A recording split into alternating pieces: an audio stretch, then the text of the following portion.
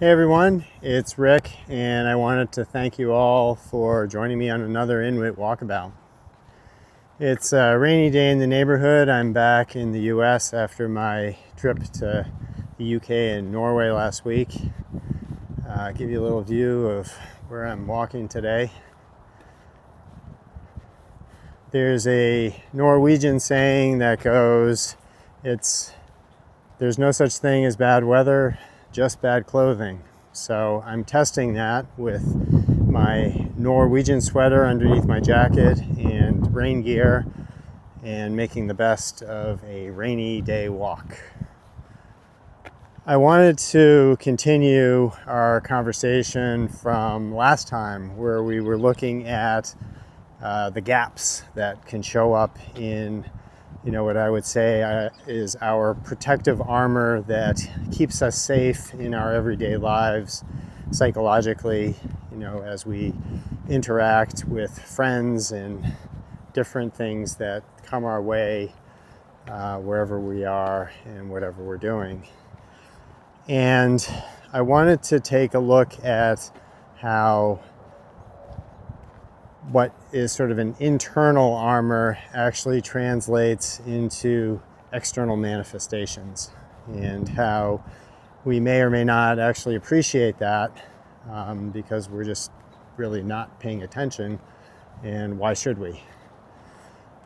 There's a saying that's fairly popular that goes, everything happens inside out.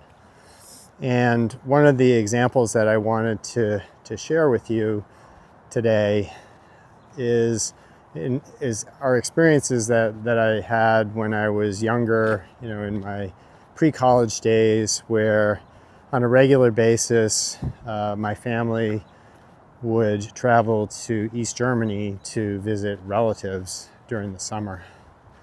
My mother is East German, or is German, and grew up in East Germany, and left East Germany when she was a college student or university student before the Berlin Wall went up.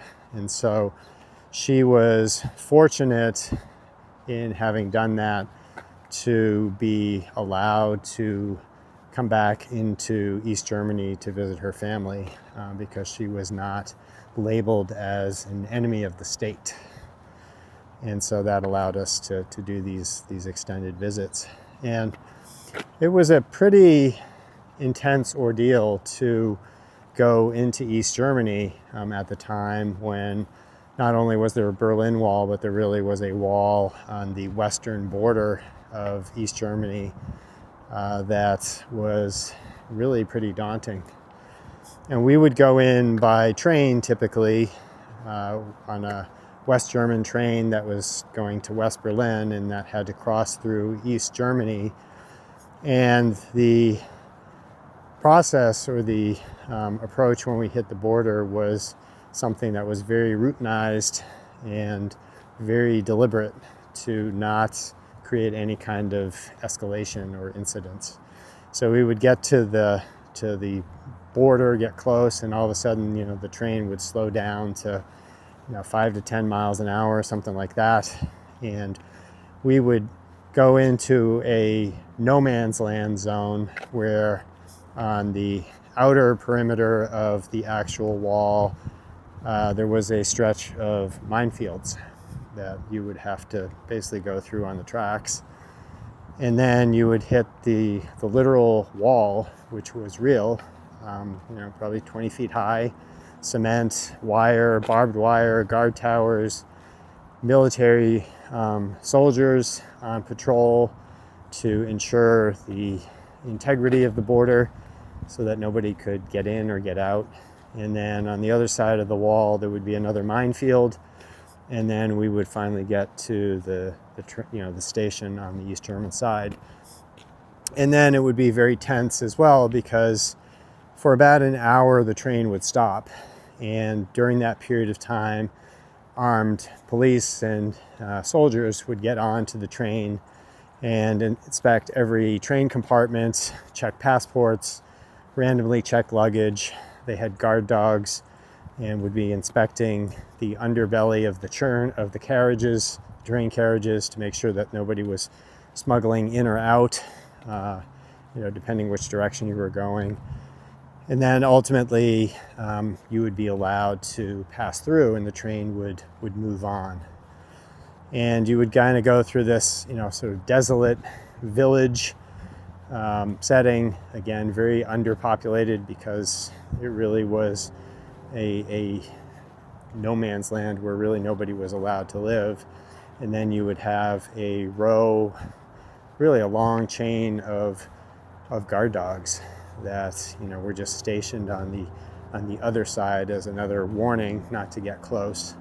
And then you were in East Germany. So the interesting thing about the wall is that the wall was basically described to the East German citizens by their government as the wall of protection, where the intent of the wall was not to prevent East Germans from leaving. Why would they want to leave? It was much more about preventing the West Germans and the influences of the West, the evil influences, from getting into their paradise, their country. And so, again, interesting perspectives that were articulated and reinforced as values and conditioning, if you will, for the East German population. And, the interesting thing about the wall as well is that for East Germans, it was really, like I said, a no man's land that really no East Germans were even allowed to see. And so apart from, West German television or pictures that people might share, probably illegally, the actual border wall and the barrier were much more of a concept than they were a reality or an actuality for them. And, people went about their lives, and, I think there was certainly a lot of frustration for most about not being able to travel, about having restrictions for, mobility. But at the same time, there was sort of a tolerance and a rationalization of it being okay because of, some of the positives that also existed in that setting, namely, having very little homelessness, basically everybody having food, everybody having health care, really at no cost.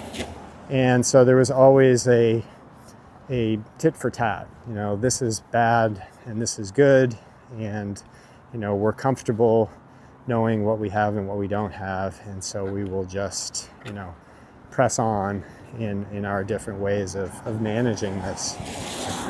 And what's interesting about it is that as an outsider coming in and coming from the West and seeing both sides, it was a very stark contrast, where as somebody who was on the other side of the wall living, it became very apparent to me even as a child that our fundamental goals of life, joy in life, were really the same on both sides, and that what was really limiting us were these ideals and these physical barriers that we had imposed to preserve and uphold the values that we held so dearly to. And, on the East German side, as an example, but it's not an East German phenomenon, is that, in many ways, they, at the time, were literally living in a prison that was fenced and for which, there was space to move about in. You didn't have to see the wall, but you were constrained. And, I think the point that I want to make here is that, conceptually on the individual side, and as, individuals where all of us have our constraints, our barriers, if you will, that we impose as to what is okay and what is not, what we're afraid of, what we aspire to, and what we're willing to tolerate, is that in many ways, we create our own prison based on the expectations, the values, the experiences that we all have.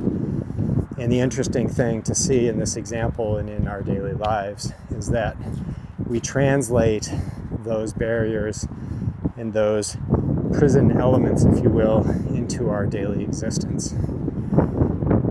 So, in the context of the East German example, you have a literal fence that is, again, not something that anybody sees but knows is there and, doesn't have to face as an actuality.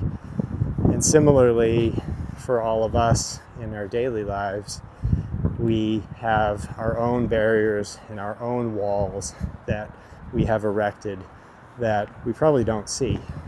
And when we create and translate those walls into physical structures, then again, they become sources of very visible conflict, frustration, stress, sadness, and so forth. But we kind of view them as sort of necessary evils to carry on in life. And we don't see it, right? Because that's the way it is. So think about that as you go about your daily lives, and think about, what are the walls that you create in your physical surroundings that reinforce or, at the same time challenge things that you want to do, where you recognize that something's not quite right here. And, just pay attention to it. There's nothing to do, but it shows up in family relationships, it shows up in friends, it shows up in how you set up your work environment, it shows up in basically everything that you do.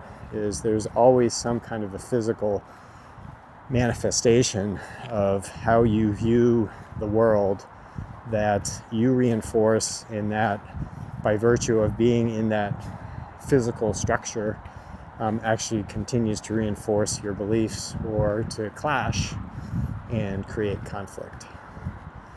And so it kind of reminds me of the Robert Frost poem Mending Wall, where the tagline is, good walls make good neighbors, where as long as we have a wall that's intact or that needs a little bit of repair, but we're very clear about our borders and who belongs where, is things are okay.